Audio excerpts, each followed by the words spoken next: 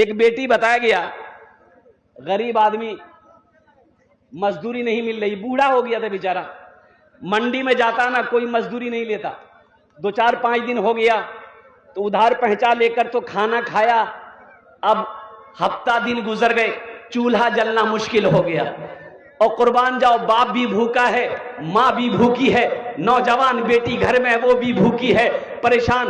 یہ بیٹی سوچنے لگی میرا باپ بوڑھا ہو گیا ہے، کوئی اس کو مزدوری پہ نہیں رکھتا ہے، تو بیٹی بولی کہ ایسی جوانی کا میں کیا کروں گی کہ میرے گھر میں چولہا نہ جلے۔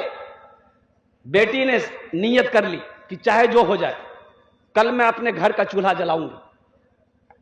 صبح ہوئی، غسل کی، نیا کپڑا پہن لی، اور ماں سے کہی کہ اماں 2-4 گھنٹے کے لیے میں جا رہی ہوں کسی سہیلی سے ملنے کے لیے، اجازت دے دو۔ ماں نے اجازت دے دیا۔ وہ لڑکی جا کر بس یوں سمجھ لو کہ چوراہے پہ، بازار کے چوراہے پہ جا کے کھڑی ہو گئی کہ کوئی نوجوان آئے گا، کوئی دل فیک عاشق آئے گا، میرے حسن و جمال کو دیکھے گا، میری خوبصورتی کو دیکھے گا، میری جوانی کو دیکھے گا، گناہوں کا دعوت دے گا تو کچھ پیسے ملیں گے، میں گناہ کر لوں گی تاکہ میرے گھر کا چولہا جل جائے۔ میرے بچوں، نوجوانوں سنو، صبح سے لے کر وہ لڑکی شام تک کھڑی رہی چوراہے پر، کسی لڑکے نے اس کی طرف نگاہ اٹھا کے نہیں دیکھی۔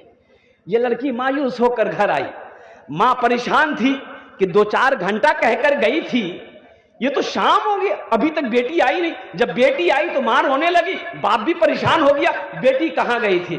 بچی کی آنکھوں سے آنسو جاری ہو گئے۔ باپ نے پوچھا کہ بیٹی روتی کیوں ہے، بتا تو صحیح، کوئی بات ہوا؟ انہوں نے کہا کہ ابا کوئی بات نہیں، گھر میں چولہا نہیں جل رہا تھا، آپ کو مزدوری نہیں مل رہی تھی، میں سوچی کہ شاید میری جوانی اس وقت کام آ جائے، میں گئی تھی چوراہے پہ کھڑی رہی بازار کی، لیکن کسی نے میری طرف نگاہ اٹھا کر نہیں دیکھا، کسی نوجوان نے گناہوں کی طرف نہیں بلایا۔ تو اس کا باپ رونے لگا۔ باپ کہتا ہے بیٹی تمہیں بھلا کوئی نوجوان کیسے دیکھتا؟ بیٹا تمہیں بھلا کوئی نوجوان گندی نیت سے کیسے دیکھتا، گندی نظر سے کیسے دیکھتا؟ تیرا باپ آج تک کسی بھی غیر محرم لڑکی کو، عورت کو گندی نظر سے نہیں دیکھا۔